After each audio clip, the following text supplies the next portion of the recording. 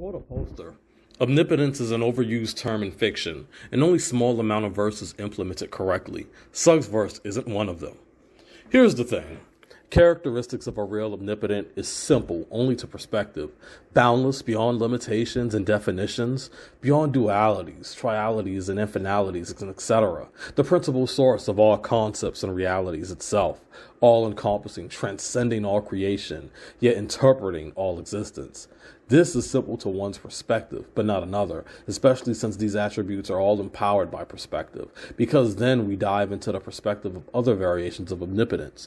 The problem I hear is how Heir to the Stars uses omnipotent at all in the verse. True omnipotence can be transcended. Meta-omnipotence, which is beyond omnipotence, exists. Heir to the Stars demonstrates the interpretation of omnipotence in many ways, but of course there are those that do not approve of omnipotence in Heir to the Stars because it does not fall under their definition. Oh well.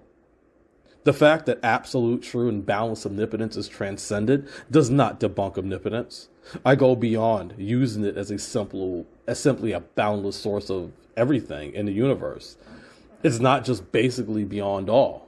There are types of omnipotence. There isn't a black and white, or either you are omnipotent or not. There is transcending omnipotence. Just because the omnipotent of the verse was transcendent doesn't mean it wasn't omnipotent in the first place. This reasoning that likes to be played around with over 90% of conversations isn't relevant in Heir to the Stars. And to add to this, I'm not throwing words around that I do not understand to make my verse sound any type of way.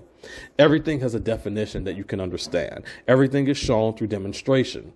If the way I show my meanings through my work doesn't suit you, oh well. Just because some believe that I don't understand something doesn't mean it's not serious. Everything people say that I don't understand, I've thrown it back in their faces with not just one definition, but a collection of definitions and interpretations to show that I do understand it.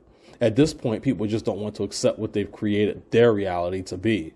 When I see certain threads about Heir to the Stars, people don't like what isn't the commonly accepted.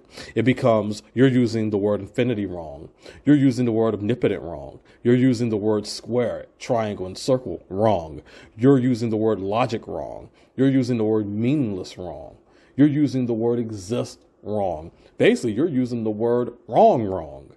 If our realm of understanding was the only realm of understanding, then what place does interpretation have? What place does those that operate on a different form of understanding have? But back to the topic at hand.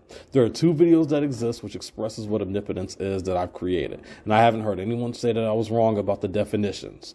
However, once we step beyond omnipotence or meta-omnipotence, the problem arises. Why? Everything is right there.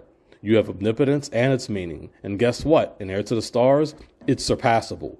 That's the end of the story in terms of omnipotence. However, there is Heir. The first floor is where omnipotence is. Beyond the first floor, omnipotence is for the cannon fodder.